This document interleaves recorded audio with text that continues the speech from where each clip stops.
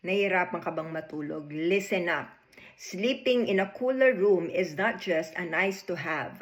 It triggers real biological changes backed by research.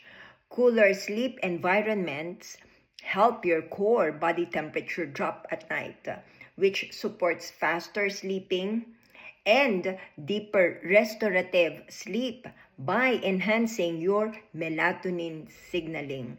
In humans, sleeping in milder cold conditions around 19 degrees Celsius for weeks increase the volume and metabolic activity of your brown adipose tissue. This is the good fat. This is the fat that burns calories.